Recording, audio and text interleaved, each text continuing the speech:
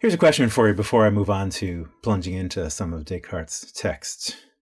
Most of us, first of all, take ourselves to persist through time. We're going to see at the end of this course that there are some philosophers who challenge that idea.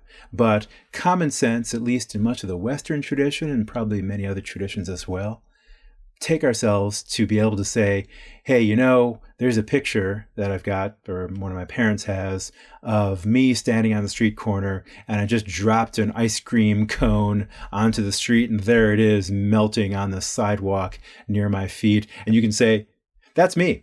That was the earlier version of myself. How do I know that's me? Well, first of all, I've got all my family members, and I've got the photograph. But also, you might say, I can remember that experience. I remember how it was funny and I was frustrated at the same time. That is to say, many of us can make very confident judgments of the idea of what philosophers refer to as personal identity over time. That is, there's a self that existed at some previous time.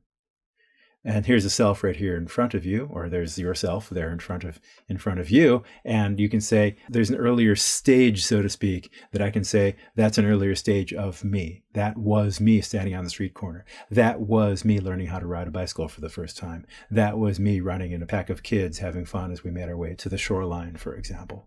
Insofar as you can do that, you can take seriously the idea that you, this very self, persists through time, even though you change, even though you go from being shorter to taller, you get a haircut, you maybe dye your hair, you get some piercings or some tattoos, you change in various ways, but you can still say the same self persists, and we can see the source of that by saying, okay, I'm the one who got that piercing. I'm the one who got those tattoos. I'm the one who was running to the shoreline with my friends. And so as we can make sense of that, we can make sense for my purposes, for our purposes, of the idea of persisting through time. First point. Second point, I want you to ask yourself, does it seem possible to you, in principle, I'm not asking you to say this definitely will happen, but I want you to ask yourself whether this could happen, that, I hope this doesn't, but suppose that you get in a terrible, for example, accident, car accident, bicycle accident.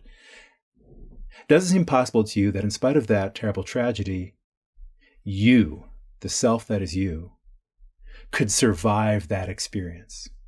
Of course, many theistic traditions will say that there will be a soul that survives an experience of the destruction of your body. But even if you're not a theist, my question is just, do you think that that kind of thing is possible? Do you think that it could happen, that you could survive the destruction of your body? I ask my students in the beginning of the semester to raise their hands if they think this kind of thing is possible, even if they're not theists, even if they're not sure it will happen. Just ask whether that's a conceivable outcome. And most of them raise their hands and say, yes, I think it's possible. For now, that's all I need you to do, is to make an honest judgment with yourself about whether you think that's possible, and write it down somewhere. I can't tell whether or not it's something that you vote on either positively or negatively, but I can ask you to tell yourself and be honest about it for later on. So remember that an affirmative answer to this question does not require that you be a theist. You only need to think that it's a possibility, and we'll come back to the point in not too long. Now, as we talk about Descartes' Meditations, it's a book that's broken up into 6 meditations, each of which is fairly short.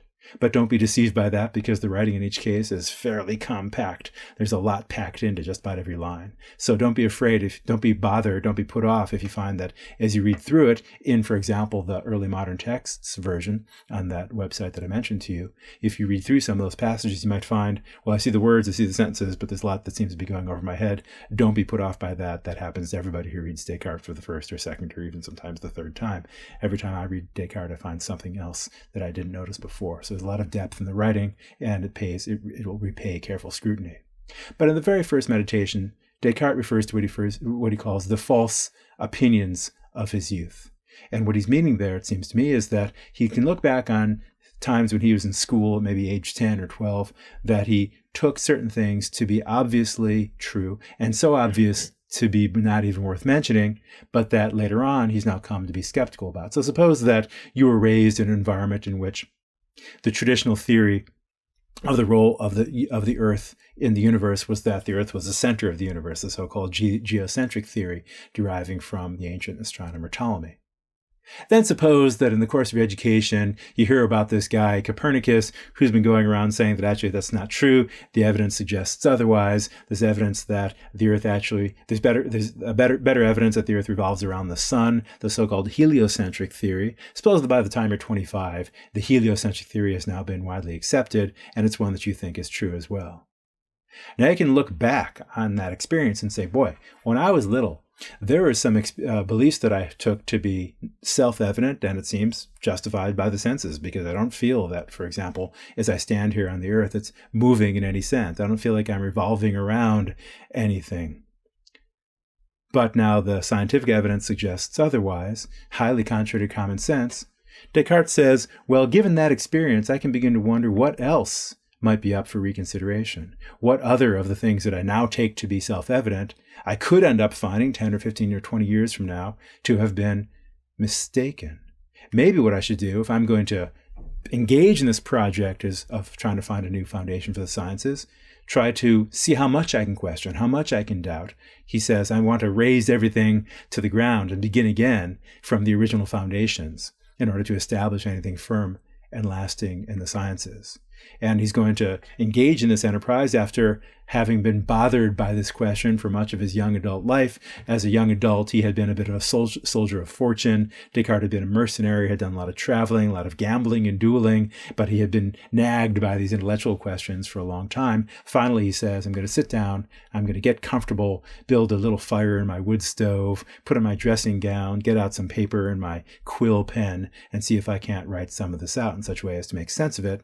And he says, at last I will apply myself earnestly and unreservedly to this general demolition of my opinions. When he talks about the general demolition of his opinions, that's not as masochistic as it might sound. What he has in mind is to say, I want to stand back as much as possible from the opinions that I take to be true, even those that I take to be self-evident, and ask myself, which ones of those can I be certain about? Which ones of those can I take myself really to know? And his first point is that, in fact, our senses often deceive us in one form or another. You might have been driving through the desert one day and found that up ahead it looked like there was water on the road. But in fact, as you got closer, that water disappeared.